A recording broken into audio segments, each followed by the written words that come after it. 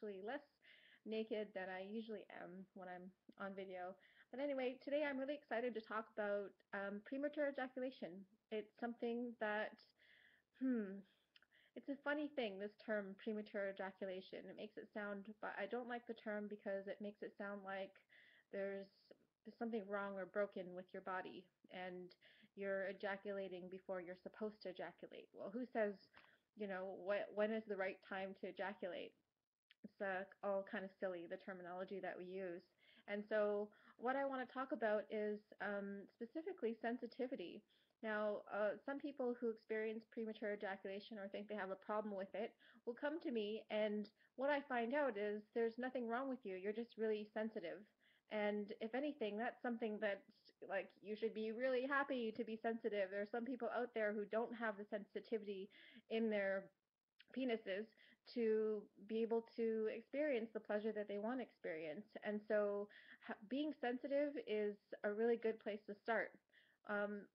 Where, not a problem, but where you can kind of refocus your attention on is, okay, how do I control my sensitivity? How do I control my arousal?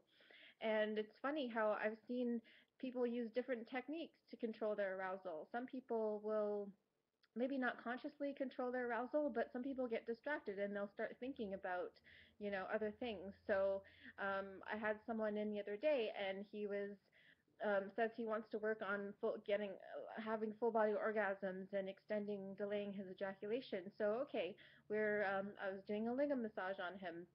Lingam is the Sanskrit word for penis, and he basically he started getting aroused and his body started to clench up and his eyes were closed and his breathing all of a sudden changed and got really shallow and rapid. And I said, after that, I asked him, where did you go? I lost you. You checked out. And he said, oh, I asked him how he was controlling his wanting to come, and he said that he was trying to think about um, something else, something like serious that took away his arousal, something to distract him, basically. And so I said to him, okay, so you're going to drive here an hour to come and see me to help you with your problem.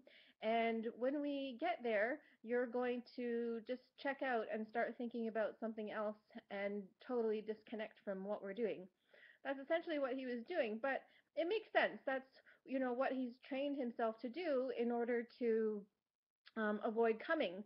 But mm, how about so I suggested to him, well, how about you change your habit, and next time when you become aroused, you instead of clenching and tightening up your body and starting to breathe really quickly, how about you keep your muscles as relaxed as possible and you let your breath flow through your body? And he emailed me the next day and told me that he had the most mind-blowing experience.